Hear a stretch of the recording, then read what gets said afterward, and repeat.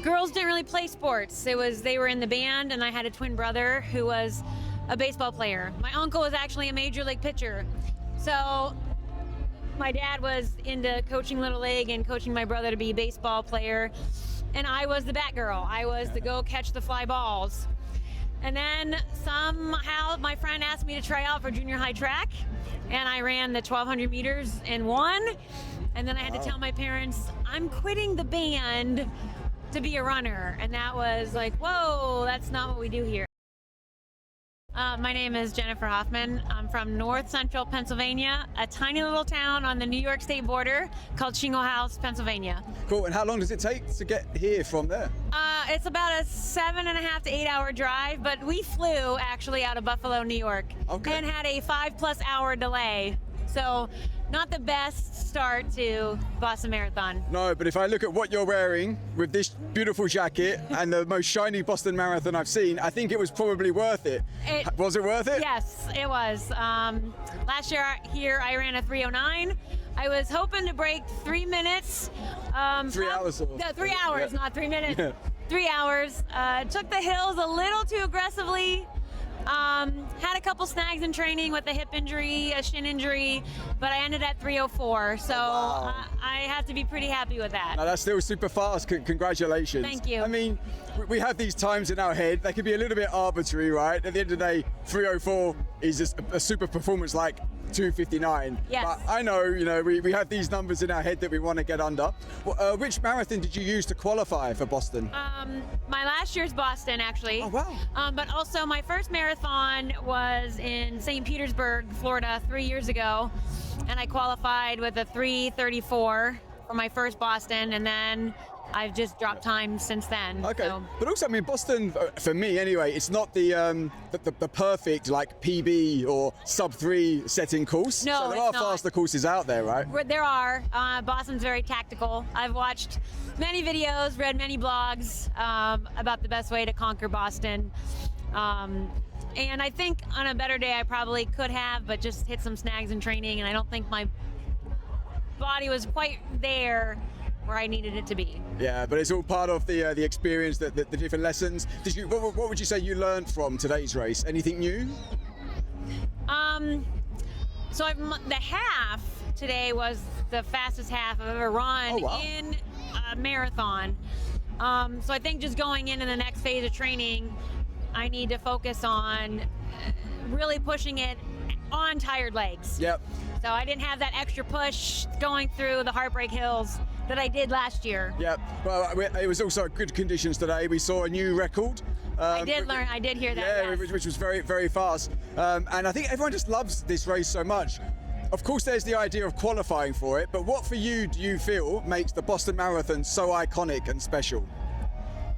Just the fact that it is iconic. Like, when everyone finds out you're a runner, they always want to say, oh, have you run Boston? Not knowing, how difficult it is, to do that. Just the city is very cultural. I grew up in Pittsburgh. Boston has the same kind of feel, the little historical neighborhoods that all connect together. When you're here, you don't even feel like you're in a city. It's got a local feel, right? Yeah, it has a very local feel. The North Side neighborhood, the Beacon Hill neighborhood. My last Boston last year, my husband and I loved it so much, we brought our kids this past summer to do the Freedom Trail, and then we ended up in Charlestown and then did the U.S. Constitution and just loved it. Like, you can't get that feel in every single city. No, I've done the 7 majors. They're all special. That there is just something about this one that, around Newbury Street, the Royals, it's all there and it's so exciting. My plan is to come back every 5 years now for the anniversary, milestone, because it's obviously quite far for me to come. Yeah. How many marathons have you done? This is my 5th one. 5th, wow. Yeah, and the other thing with Boston too, the time-wise, because I'm also a cross-country and track and field coach, so I do a February marathon and I can train all winter because that's my downtime, and then I can just extend that training into April. to run the Boston. Yep. If Boston was in the beginning of September, October, I probably couldn't swing it just because I'm so busy with teaching and coaching that training would just not happen. Yeah. So. Well, nice to speak to a runner and a coach that also appreciates different surfaces, like the classic cross country as well. Yes. On the topic of coaching, I mean, I'm a coach as well, but we see a world now where there's a lot of AI tools out there as well, right? So I think I know the answer, but tell me, what do you think is more beneficial for someone, a human coach or an AI coach or app, and why? Oh, definitely a human coach. I just love spending time with my runners. They love to hear your personal experience.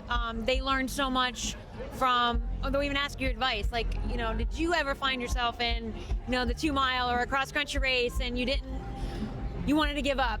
And you can't ask an AI person that. Like, they love to hear your personal story. Yeah. And you can make that connection with them. So Yeah. definitely, a full person. Yep. I mean, you could ask ChatGPT, how does it feel going up Heartbreak Hill at mile 20? And I guess it would return some words that some other human though has put in. But even then, the AI is not really feeling it. It's the feeling that is and the connection I think that comes from the human side of running that makes it as great as it is. When did you start running and why? So I started running when I was 13. I come from a family of 5 siblings. My family was the girls were either in the band. Girls didn't really play sports. They were in the band, and I had a twin brother who was a baseball player. My uncle was actually a major league pitcher. So my dad was into coaching Little League and coaching my brother to be a baseball player. And I was the bat girl. I was the go catch the fly balls. And then somehow my friend asked me to try out for junior high track, and I ran the 1,200 meters and won. And then I had to tell my parents, I'm quitting the band to be a runner. And that was like, whoa, that's not what we do here. And then What do you prefer now? Track, cross country, or road endurance running? My heart is always with cross country. I feel it always will be. Just how dynamic it is. Every course is different. But I do love road racing, and I've only gotten into marathoning the last 3 years. So, but I do have a love for that now too. Any sort of trail races you like to do, like ultra? Are you thinking about any ultra marathon? I have 3 kids and teaching and coaching. I'm probably at capacity right now. Like Sunday long runs during peak season, that 22 miler, that's probably my max, just time wise, or I lose time with my family and it just becomes too many hats. Yes, for sure. to wear, at least right now. For sure. Well, as an experienced runner and as a coach and as someone that has qualified for Boston more than once, what advice would you give to other people who have maybe been trying to qualify for Boston for some time, they haven't quite made it yet? Is there any advice you would give them, whether that's from a training perspective or perseverance? Yeah, what helped me the best, sometimes you just need to be out there on the roads without any distraction. Your headphones, everyone has those, but really, like, you have to just be able to be out there, just you and yourself and your thoughts and your goals. And really, as a coach, I tell my own runners, like, it's the mileage. Like, you're not running a Boston qualifier on 30 miles a week. I really noticed the shift in my training when I upped my mileage to 70 miles a week, 75 miles a week. And that's probably max all I can handle right now. But that's where the difference was. The mileage, and then just the commitment and the consistency. Like, if you can consistently show up, that's where it is. Yeah, and I guess the consistency can also only come about by avoiding injury.